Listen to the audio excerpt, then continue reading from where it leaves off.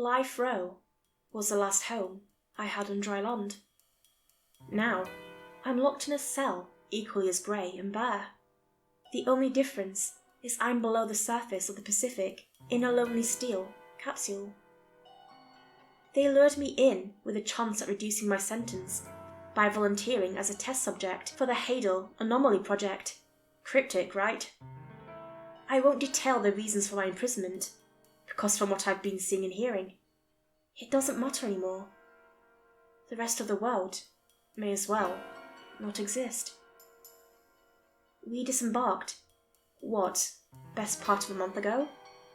It's guesswork, but I think we're somewhere off the coast of Mexico, near the Galapagos Islands maybe. What I do know is we're deep enough for the words day and night to lose all meaning. There's not much to look at through the dinner plate porthole in my cell. Seems like a pointless investment, if you ask me.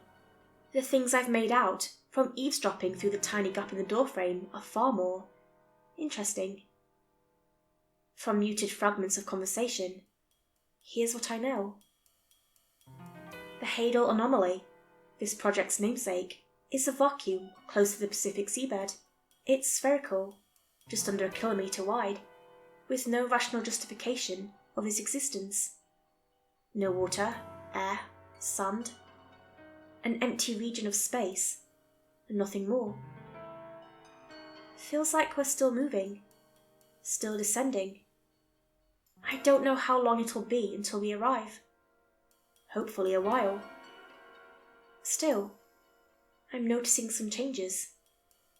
There's a low hum coming from somewhere, and it's only gotten louder as time goes on. Thank God I have a notepad. If I didn't have an outlet for my thoughts right now, I might lose it. Okay, what the hell? I thought this manner of dark was basically impenetrable, but now there's a light. It's not part of the sub, no. A bright spot, like a lone star suspended in the night sky. It's pink, a sort of rose colour, and motionless, aside from the way it's pulsing, seemingly at random. I think it's what's making the humming. When it swells, so does the humming. I can see the border of this vacuum too. It's like looking into a glass sphere, the inside perfect and unblemished. I'm starting to regret taking them up on this offer. Something's telling me life in jail would be paradise over whatever they plan to do with me. Fuck. A few minutes ago, I watched a test subject get sent out in some kind of pressure suit, straight towards the light. When they passed into the vacuum, the suit just disintegrated, as if ripped into some obscenely powerful acid, corroded away into nothing. Yet, whichever poor soul was chosen for this test run is somehow unharmed. I mean, she's floating, naked, but I don't think she's dead. Her skin looks alive and she'll twitch and convulse at random. Sometimes it even looks like she's trying to speak. Scream, maybe. But no one can hear her. Any comms equipment they loaded with her is gone, rotted away into less than dust. A few minutes was all I could stand watching her float towards the light before slumping down beneath the porthole. I don't know how long I sat like that. At some point, I'd dozed off, but the sub shuddering brought me back with a miss the last step kind of feeling. A pale pink circle projecting from the porthole onto the bulwark door told me enough. No need to look outside. I think that was her passing into the light, for better or worse. Probably worse. There's gotta be an escape to this. Can a pen do lethal damage to your carotid artery? Maybe I'll find out. Subject 6 is the next lab rat they're picking. Subject 6 is me. The urge to end it right now is tempting. Before they can send me into something they haven't the first fucking clue about. I can't bring myself to do it though. If going into that thing puts you asleep, then maybe it'd be a better death. But I don't know that. The researchers don't know that. How could they? Or perhaps they do, and think it's a mercy to leave me questioning. It isn't a mercy. It's torment. The keypad outside my door is beeping. There's no time left. Then again, what worth is there in anything I write in this journal? Maybe a part of me's hoping someone reads this, stranger or otherwise, so at least they know a living person wrote this. Or I'm just writing my thoughts. Not everything needs a purpose, a deep meaning, or anything like that. Some things can just be. It's time. I'm up. Later, no one. It's obvious past this point I couldn't continue my journal.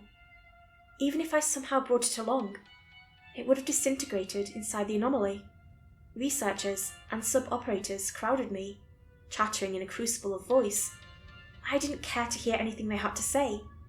Why should I? If I was going to be released out into the Hadal Zone, towards some undefinable fault in reality, outsider info would be as useful as a paper ore. The pressure suit was more like a cage than anything. Rigid joints prevented any movement, only serving to transport a fragile bag of meat through an inhospitable environment. It had a tether latched onto the bark, yet another pointless addition to the whole thing. There was a cold rush as I hurtled out of the sub, not from the water around me, but dread. A dread nothing on earth, nothing natural, could instill. An endless thought loop cycled in my head, attempted rationalizations for what was about to happen. None of them were sufficient, or even close to the truth. Slowly, I drifted towards a vacuum, the gradual inching closer. It was agonizing. Then, the instant I passed the border, everything went black. But only for a moment. My eyes opened, and what I saw was not the deep sea, nor was it a bright light. The rapture incarnate, in every town, city, and village. I saw burning skyscrapers lighting up a starless night, underlined by the collective wail of humanity as they fled in absolute hysteria. A shape crested the city skyline, cloaked in an oily pall. Something utterly massive, a shell splitting into 9 spirals. The military tried their best, but their bullets did nothing, and their missiles were whipped out of the sky by vast, mismatched limbs. Any ill-conceived providence was brushed aside as the shelled colossus swiped up men, women, and children alike, shoveling countless people into its pulsating, toothed sphincter. Every crushed bone, snapped joint, torn limb, I heard. Screams and wails snuffed out. Violent creatures spewed from its fleshy openings, galloping and squirming through the streets, eviscerating anyone and everyone. Some pluming smoke from vestigial jaws, others spraying caustic fluids to liquefy flesh. Again, my eyes opened to full awareness. I tried to howl in the horror and disgust of what I'd seen. Silence. It was only me, the emptiness, and the beaming light. Quickly as I'd awakened, I was plunged into another vision. This time, an underwater landscape greeted me. It was calm, rich in all manner of life. Some big, some small, some hard and some soft. The only violence was necessary predation. And what caught my mind's eye were a group of oddly humanoid creatures with coiling limbs tightened into familiar shapes, darting around with spear-like weapons, some carrying skewered fish down to a sprawling structure in the seabed. There was no time for peace or comfort. Once more the dream fell into oblivion, and I was mere feet away from the blinding light. It shone with colours that shouldn't be, dancing across my vision, drawing me into its gravity. One last time, I blacked out, There was nothing to see, only a soft and distant voice. Enter the source, the zenith. A deep, rattling horn sounded from every conceivable direction, and then I was falling. Upon opening my clenched eyelids, I saw that place. Words can never do it justice, but I'll try my best. Encircling me, arcs of black fog on a galactic scale fed down to something beneath. I looked down, and the only thing I could think was every single star in the universe squeezed together into one immense mass of light and heat. It beamed with those same impossible colours, spinning around me in coronas the size of Saturn's rings. Soon, the light was all I could see, a perfect antivoid. I couldn't see, but I felt it. My body felt like it was expanding, stretching, tearing, mending, changing. And then, finally, it was dark again. Cold. I looked around. Darkness punctuated by a single rose light, glinting off a curved metal object I recognised. As I approached, my arms came into view, lit up in violet hues. Well, they weren't arms. Not really. 2 long bundles of wiry tentacles pushed me forward. Yet when I stopped to look at them, they twisted and coiled into shapes I recognised. Arms and hands. Effortlessly, I soared through the brine into the submarine's bow, stopping at its glass dome and staring in. The very same scientists and crewmates who'd shoved me into the unknown milled around inside. One by one, they noticed me, freezing in a sort of horrified awe. I think I smiled, but I don't know what my face looks like now. Before leaving, I circled the sub and found the porthole to my holding cell. Inside, a grey square sat skewed on a sterile table.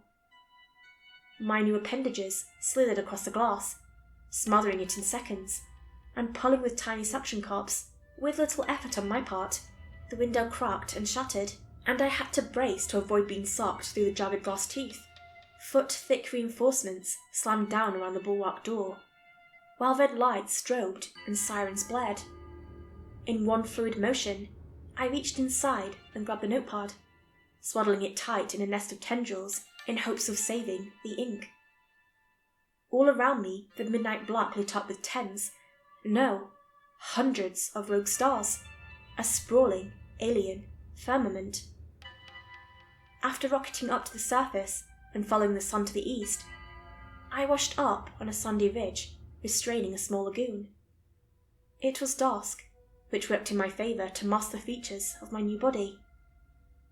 The beach fed into a small town. After the short trek, my skin already felt dry and irritated. Maybe skin isn't the right word. Membrane? Scales? It's not something I care to dwell on. Now, after following home some unfortunate late-night walker, I'm sitting in their house, recording on an old laptop, with their unconscious body on the floor. Internet spotty, but I only need to make one post. I'm going back as soon as this is finished, to bathe beneath moonlit ripples and crushing depths, places warm and blue, others frozen and grey. Places I belong now, all the same. Make what you will of this. I may have filled in some parts of the journal where the inks run, but it's accurate enough. I think something's coming.